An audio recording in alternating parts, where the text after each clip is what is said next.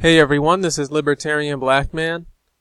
There are people out there for whom it doesn't matter how many facts or evidence or how much proof or statistics or data you show, they will never believe what they don't want to believe. One of the things that I want people to know is that when you have a minimum wage law that requires businesses to pay a certain rate, and then you raise that rate, the business that does not have the financial ability to keep up will have to make changes in other areas that tend to be negative. Here's an example of many examples. Target is a retailer. They raised wages, but they also had to cut the hours of employees. So it's right here. Anyone can do their homework and just take a few minutes to look this up. So wage increases were not helping employees because their hours were falling.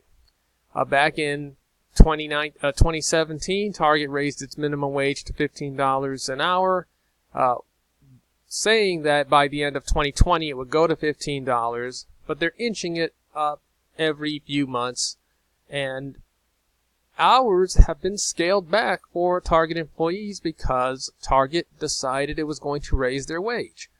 And a lot of this is PR. A lot of businesses are coming under fire for having low wages. And so to improve the PR, the image in the public, they're raising wages. And they're going to 15. Why? Because there's something called the Fight for 15 movement, which I talked about in the previous video. And that's been going on for about 7 years, 8 years. So 15 is the target wage a lot of retailers are going for. But they have to make sacrifices if the money is not there to sustain those wages. So here's one employee at Target who says, quote, "I got that dollar raise, but I'm getting $200 less in my paycheck."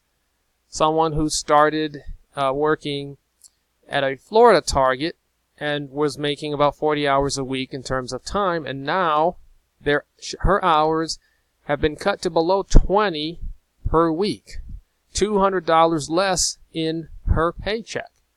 And that is what happens a lot of the times when minimum wages go up. In fact, you make less money because the per hour rate may increase, but if the business is financially not able to sustain that, then the hours will be cut to a level in which the total amount of income will be less at $15 an hour than it would have been if it was $12 or $13 an hour that you were making before the increase.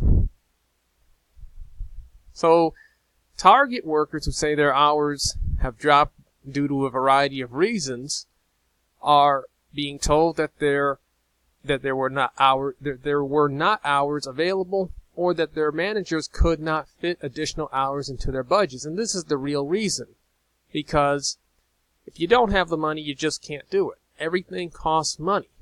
And if you have a budget that will not sustain raising the minimum wage, which might be $11 or $12, depending on what state or city you are living in or what business you work for, then you're not going to be able to up the increase up to 15 unless you make changes in other areas.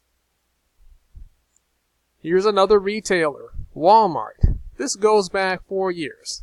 2015, Walmart decided to raise wages, but they also cut hours. It's the same story.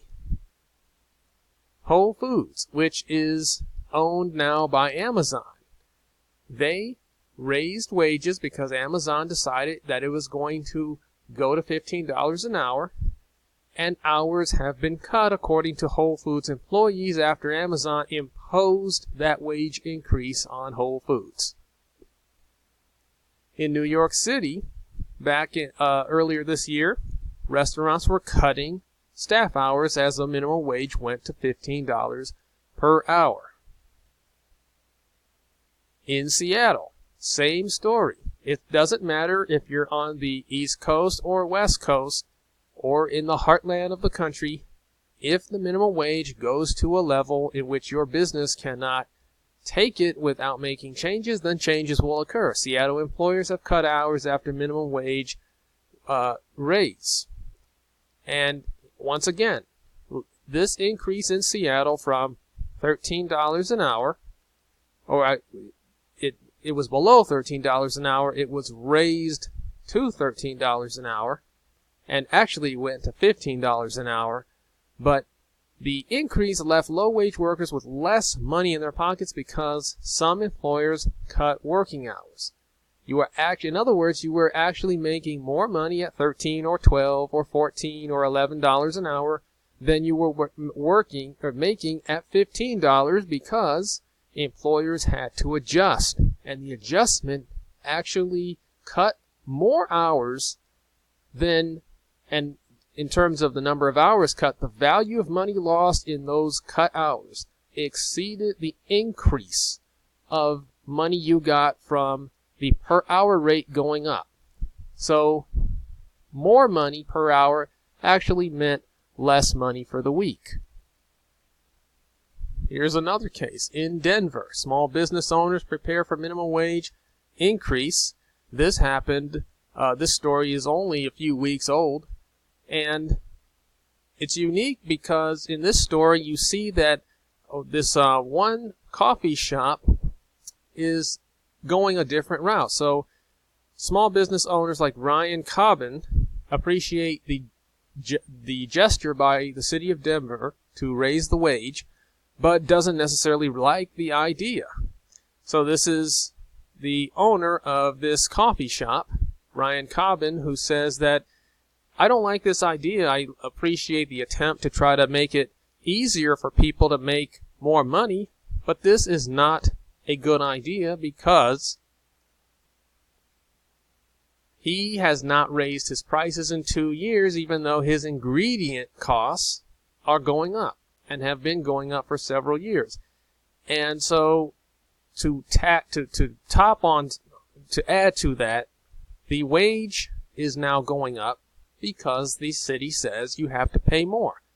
So he says it's a burden he didn't want to put on his customers, and he's able to go up to a higher wage without laying off employees and without raising prices. But here's something else he's done. It says that here we do a lot of charitable giving, donating coffee, gift cards, etc. We've minimized that so we don't have to pass the price increase on to customers, Cobbin said, relating to his coffee shop. So here's an example of a business that is saying we're not going to raise prices on customers because we don't want to drive them to other businesses. We don't want to lay off employees because that's going to hurt the ability to serve the customer. But we do have to sacrifice. So we've done charitable giving. We donated coffee. We gave gift cards to people. We're cutting back on that as a result.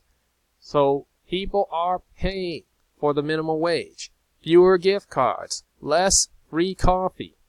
There is no way around the principle that everything costs money in the economy. So Cobbin said, I'm not going to compromise the quality of my products. So if I have to pay a higher wage, then I'm going to have to cut back on employee hours, and that will hurt the business. So he says we'd have a mess with a decrease in customers because they come in and they're not getting served as fast as they could be because there are fewer employees, and they'd end up going somewhere else. He says a price increase is inevitable for many businesses, not just at his coffee shop. In other words, what he's saying is that I am going to have to increase prices. I don't want to cut employees because service will suffer. I will just have to pass the cost on to the customer at some point. In fact, the cost has already been passed on to those who are less fortunate, who get the donated coffee, who get the gift cards, or maybe not even people who are less fortunate, but just people who are being gifted by this coffee shop owner. He's cut back on that to pay for the wage increase, and he's saying I may have to make the coffee go up in terms of the price or the products I sell, because We just cannot sustain things as they are when the government raises our costs by raising pay. So for those who want to say the minimum wage does not have an effect that is negative, the truth is every business is different. If you are already making more than the minimum wage, then it being imposed is not going to change anything. If you're a business that is already paying people $20 an hour, then raising the national wage from $7.25 to $15 means nothing. But if you're a business in which workers are making less than the proposed increase, then that increase will force you to make changes that are negative.